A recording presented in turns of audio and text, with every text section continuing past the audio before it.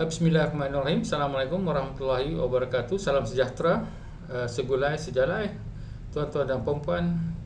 Terima kasih kerana kembali ke channel saya. Pada video kali ini saya ingin membuat ulasan sedikitlah tentang isu pelajar IPTA pijak Quran dari menjadi mahasiswa kepada maha sewel. Jadi isu ini terbangkit apabila kita mendapat berita bahawa seorang pelajar, dan saya rasa dia bukan pelajar Melayu atau Islam, telah bertindak dengan dikatakan memijak Al-Quran. Saya tak lihat video tersebut. Tetapi dalam screenshot beliau minta maaf tu, nampak memangnya beliau telah berbuat demikian. Saya mungkin mula anggap dia telah uploadkan gambar orang lain pijak Quran ataupun dekat Denmark ke mana ke negara yang membenarkan orang baca Al-Quran dan sebagainya. Tetapi nampak macam dia sendiri telah memijak Al-Quran. Jadi memanglah ini menimbulkan satu kepanasan di dalam isu, contohnya isu yang berkait dengan kuil, apa dikatakan kuil haram atau kuil yang tidak ada permit, yang mana ada kuil di Rawang yang telah dirobohkan ataupun dimusnahkan sedikit. Dan pelbagai isu agama ini akan menjadi sesuatu yang mudaratlah kepada negara kita kalau ia tidak diberi penjelasan yang sewajarnya. Yang saya ingin bangkitkan adalah apabila mahasiswa membuat perkara-perkara yang tidak beradab. Bukan ini sahaja, kita juga ada peristiwa di mana mahasiswa mengancam kaum Cina dengan Mei 13. Kita juga mendapat isu tentang bagaimana seorang mahasiswa telah membuat satu salut Sieg Heil dan mengatakan dalam Facebook bahawa dia bersetuju dengan Hitler yang membunuh berjuta orang Yahudi, walaupun orang tua, kanak-kanak di dalam apa yang dinamakan sebagai genosid yang cukup besar. Serta juga kita pun dapat melihat mahasiswa bertindak membakar gambar Perdana Menteri Datuk Seri Anwar Ibrahim. Lain pula kita juga mendengar mahasiswa yang tak tahu bahawa ham tu bukannya dibuat daripada babi, tetapi telah memviralkan isu tersebut sehingga ia menjadi suatu keadaan yang agak tegang. Jadi saya ingin mengambil satu pendekatan untuk menyoal bagaimana mahasiswa kita yang sebegini telah menjadi apa yang saya sifatkan sebagai maha sewel. Sepatutnya mahasiswa ni seorang yang berpengetahuan, seorang yang beradab. Kalau kita tengok ilmu bukan saja untuk kita berpengetahuan. Lagi kita berpengetahuan, lagilah sepatutnya kita beradab. Ada yang kata rasmi padi lagi berisi lebih dia menunduk. Tapi di sini kita lihat tak ada mahasiswa yang buat demikian ini yang berilmu, dan tak ada juga yang ataupun ramai juga yang tidak beradab. Persoalannya, kenapa jadi begini? Sepatutnya universiti adalah tempat yang menghasilkan keadaan yang sepatutnya sebagai seorang rakyat atau seorang manusia yang mempunyai nilai yang baik. Jadi pertamanya saya rasakan ia adalah satu persoalan kepada Kementerian Pengajian Tinggi, di mana saya telah menulis dan juga memberi ucapan ataupun ceramah tentang bagaimana saya beranggapan bahawa di universiti ini kita terlalu melebihkan kepada pendidikan disiplin, pendidikan subjek yang akan dapat kita menjadi seorang pekerja dan mencari makan. Nak jadi arkitek, jadi engineer, nak jadi doktor, semua nak cari makan. Memanglah perkara-perkara tu ataupun karya-karya tersebut karya yang baik dan juga menyumbang kepada pembangunan negara. Tetapi kalau mahasiswa bersifat demikian, nak pijak Quran, nak bakar gambar Perdana Menteri, jadi engineer ataupun arkitek yang macam mana. Ini pun tidak akan menjadi sesuatu yang baik kepada negara kita. Maka itu saya, kalaulah perkara ini berlaku oleh mahasiswa, maka saya lebih suka bertanyakan soalan ini kepada pihak pengurusan universiti dan juga pihak Kementerian Pengajian Tinggi sendiri. Jadi what are we doing? What's going on?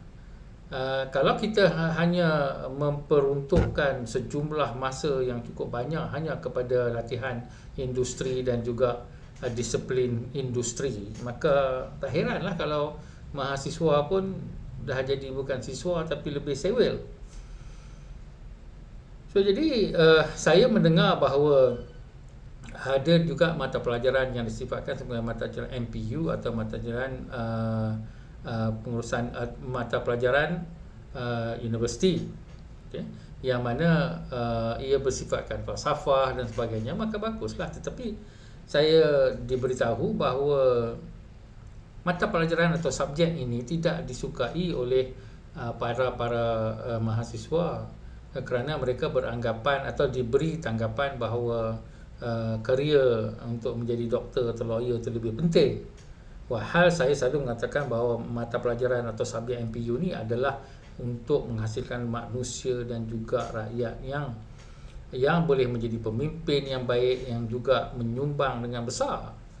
Tetapi itulah di universiti, apabila naratif subjek ini sebagai subjek yang tak penting, maka kita kena tengoklah macam mana falsafah pengurusan universiti tersebut. Hanya nak menghasilkan research dan juga menghasilkan graduan on time dan sebagainya, tetapi tidak mengkhususkan kepada manusia macam mana ni, rakyat macam mana ni. Dan saya lihat ada juga yang pensyarah segelintir, mungkin 5-6 orang terpaksa dipertanggungjawabkan kepada 2-3 ribu pelajar ataupun lebih daripada itu. Kadang ada pelajar yang ada pensyarah yang kena mengajar sampai 500 pelajar. Jadi ini satu benda yang bagi saya tak betul. Dan kemudiannya kebanyakan pensyarah-pensyarah ini yang saya nampak banyak pensyarah yang muda-muda. Kalau takat profesor tu saya tak berapa nampak lah. Jadi di sini profesor-profesor ni yang hebat-hebat disimpan dekat pengurusan atau disimpan dekat fakulti untuk disiplin dan mencantikkan universiti lah, katakan, dengan dia punya research, citation, dia punya award dan sebagainya. Bagi saya ini perkara yang cukup bodoh. Dan saya berani kata perkataan bodoh di sini kepada universiti kerana mereka mengabaikan tanggungjawab untuk menghasilkan manusia dan rakyat itu sebagai satu yang disisih ataupun satu yang ekstra ataupun sesuatu yang tidak sepenting. Jadi di sinilah mulanya bibit-bibit mahasiswa kita jadi sewel atau mahasiswa sewel, dan tidak boleh disalahkan mereka kalau mereka hanya tertumpu kepada perkara sedemikian. Jadi yang keduanya pula, kita lihat daripada mana mahasiswa ini mendapat tauladan. Lain tidak daripada pemimpin-pemimpin kita, pemimpin politik. Pemimpin politik yang memainkan isu perkauman, pemimpin politik yang memainkan isu bendera terbalik, memainkan isu stalking ada nama Allah sampai memuncung-muncung, menunjuk jari dan sebagainya, sampai nak mengajak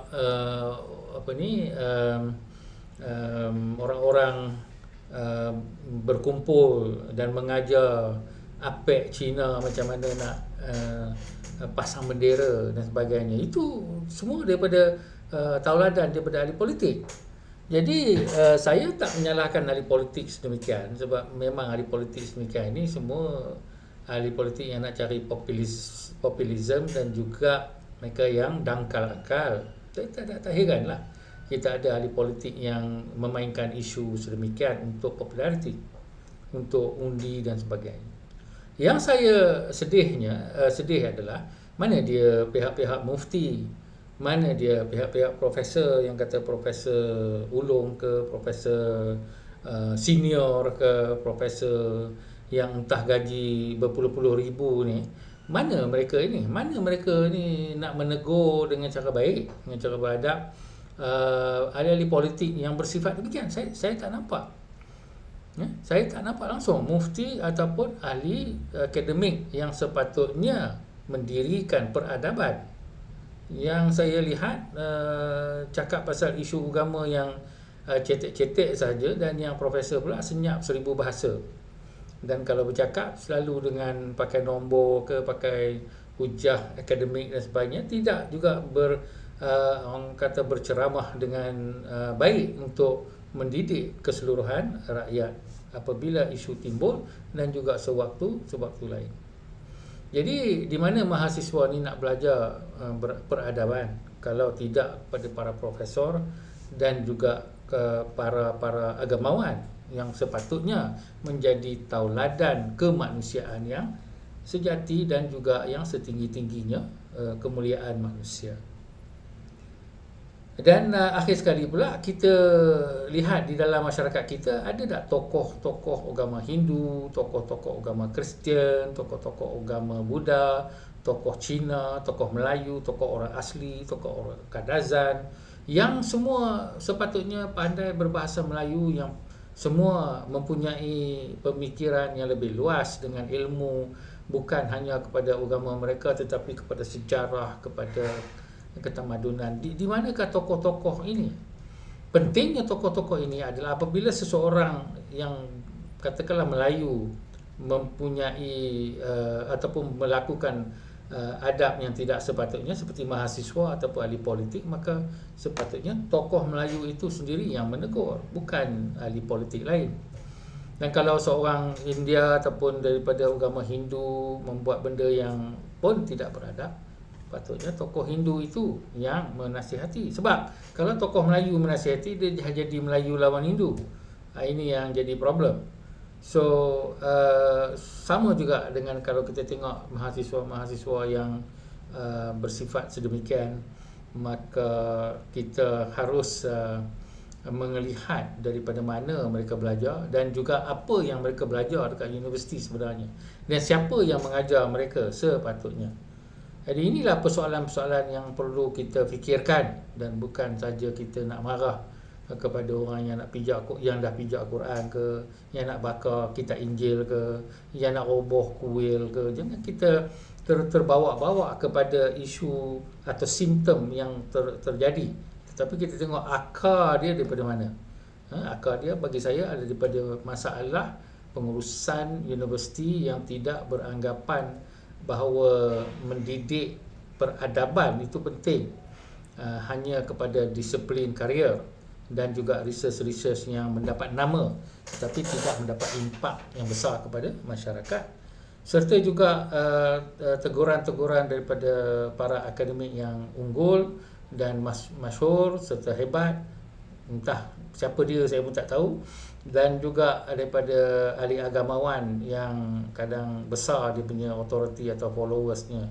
Maka kita harus juga mengharapkan kepada munculnya tokoh-tokoh kaum dan tokoh-tokoh agama untuk menjadi mitigasi, membuat mitigasi dalam isu-isu sebegini.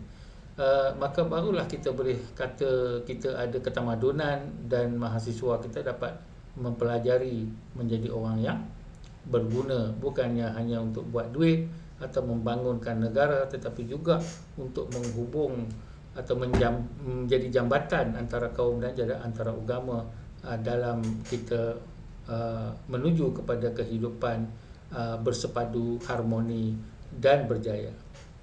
Dengan itu saya harap sedikit sebanyak kita mengalihkan pandangan kita kepada what is the cause of kenapa mahasiswa kita jadi lebih mahasiswa.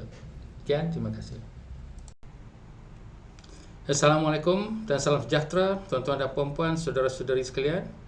Jika anda ingin memiliki buku saya Antara Sunnah Melayu dan Sunnah Rasul, ulasan tentang isu-isu agama, isu politik dan juga isu pendidikan di dalam Malaysia, sila ikuti arahan di dalam poster berikut.